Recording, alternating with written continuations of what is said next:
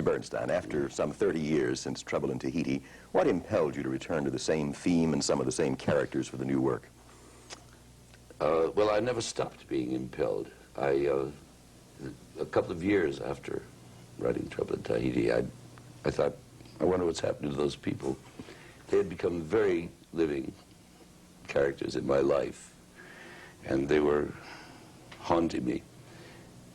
And every few years, I would say, that's going to be my next work, a sequel. See what's happened to them, see what's happened to them.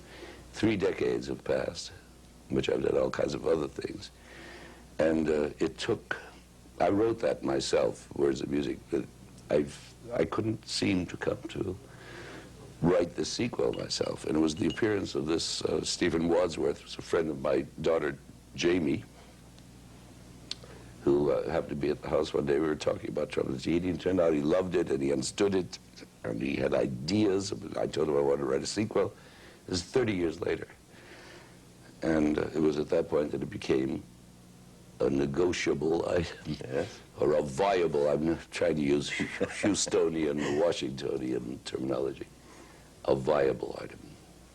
And I said, okay. A little bit snobbishly, you know, he's just a kid, 28 years old, whatever he was then. How old are you? 29. 29, yeah. Grown up. 28, right. And same age as JP, actually. This is my daughter. I said, really? You really care about this piece? Yeah. You wouldn't have any ideas about what's happened to those people. Oh, would I not now? He said, what? I said, well, have it on my desk in the morning or next week. And indeed, to my surprise, he did. He had an outline in a very short time, in a couple of weeks. A couple of days, there was a whole thing there which matched some of my ideas so exactly, I couldn't believe it. And I couldn't believe the stroke of luck. And so we have been married ever since. Gilbert and Sullivan, von Hofmannsthal, Strauss, Da Ponte, and Mozart. You got them all, I think. What had drawn you to the piece initially yourself?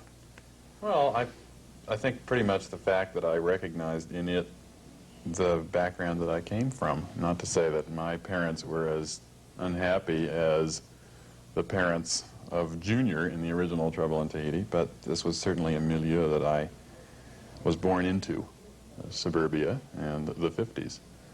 What's the working process that the two of you engage in together? Chicken and egg, which comes first, text or music? That's very hard to say because we work really collaboratively.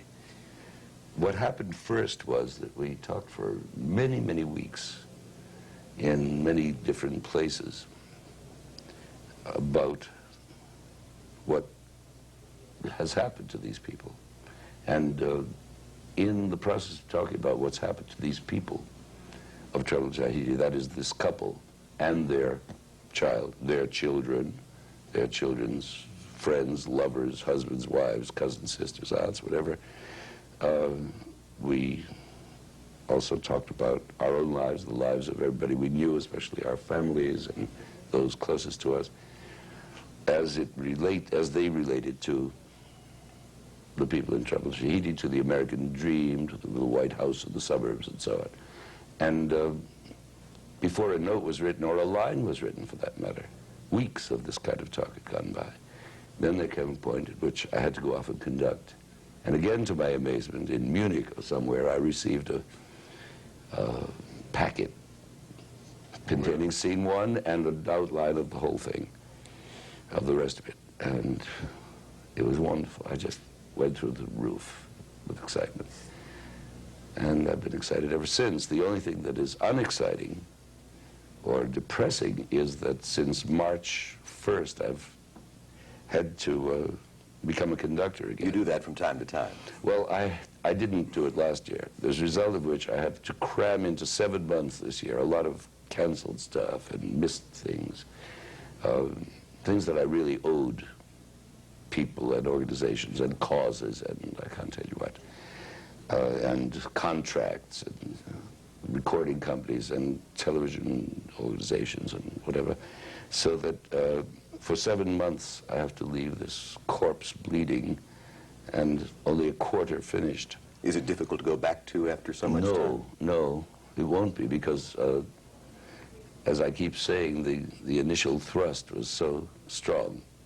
And the last month or two that we were working together in Indiana, the University of Indiana, where I had a fellowship, a little house, and protected by a lake and all solitude and quiet. We got so much done, and it was really flying. I hated to give it up. It hurt. But I had to give it up and start looking at Stravinsky and Mozart and Brahms and folks like that, which means giving up your own notes. And then you have to worry very much at the end of the conducting period, which is October, when we go back to it, about getting rid of all those other folks' notes so that you can find your own. So there's a transition period of some weeks at that point, which wastes time, but it's necessary when you're in this schizoid situation that I'm in. We've heard of the new piece for several months now with no title. In fact, once it was called Tahiti 2, I think, but now Still it has is. a title. A Quiet Place? Well, Is that it right? has a more than temporary title and a less than permanent one. How's that? That's all right. How did that one Good evolve, disclaimer. and what do you mean Well, to convey? we have about 30 titles listed. We've been through all kinds of titles. And everybody seems to agree that the best of them is A Quiet Place so far. I have a sneaky feeling there's going to be the title. But I must tell you, apropos of this, that I'm very bad at titling my works. And when I was writing West Side Story, which was originally called Gangway, exclamation point, if you could imagine Really? such a thing. And I said, no, I'd leave if it's called Gang. I won't write a piece called Gangway. And there was Jerry Robbins and Arthur Lawrence and Stephen Wadsworth saying, well, it's a perfectly good title. It's very exciting, has an exclamation point. Those were the days when everything had an exclamation point.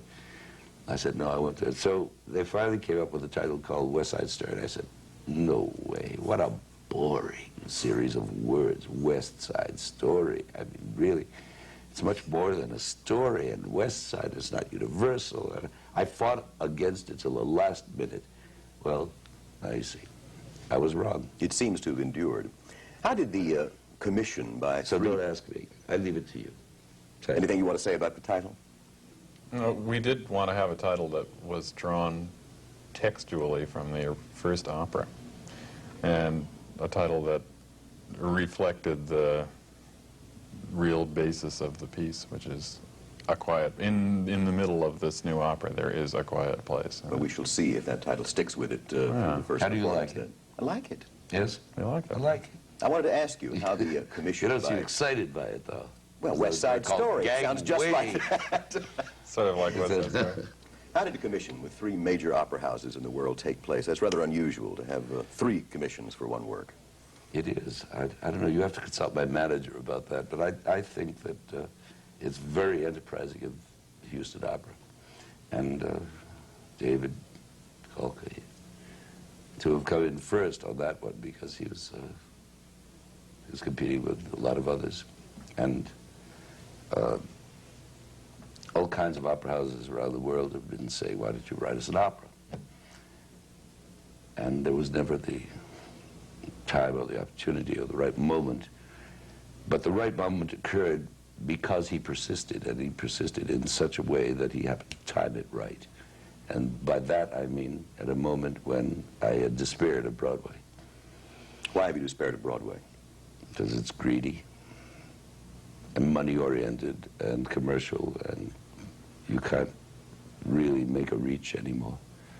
A big try just doesn't work. You've been quoted as saying, and I hope you did say, that you hope this new work advances the opera closer to a position that you would like to see American opera in. Did What I is say that evolution? Well, I hope that any work I do But does. you see some change for opera occurring in the evolution of the art form. Can you be more specific about where you think it's headed? Well, Is it moving it's closer to the headed musical? away from the musical.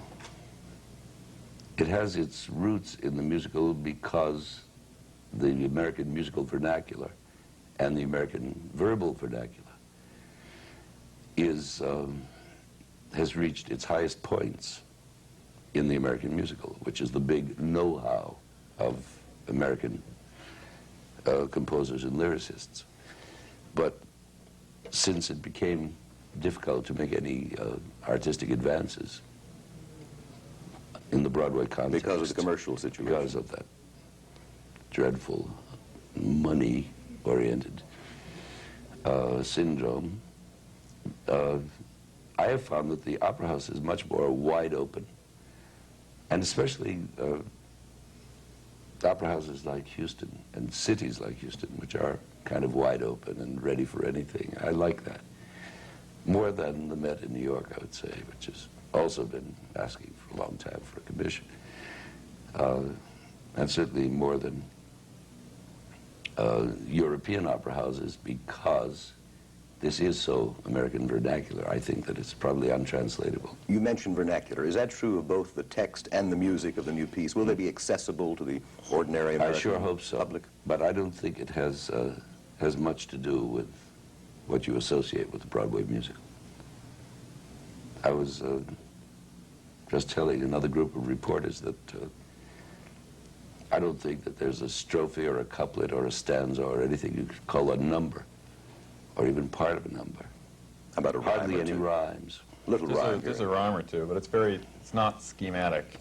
Not at all. And we have the luxury of not being tied down to having to perk the audience up at 10:30 or any of the other number show Broadway orientation. We're just writing what we feel like writing with some There's principle. probably nothing you'll go out whistling, in other words. You There's might no be- hit tune. You might be surprised. Yeah, you might. Well, I'd like to be surprised, but that's certainly not what we're going for, Jim. Thank you both very much. Leonard Bernstein, Stephen Wadsworth.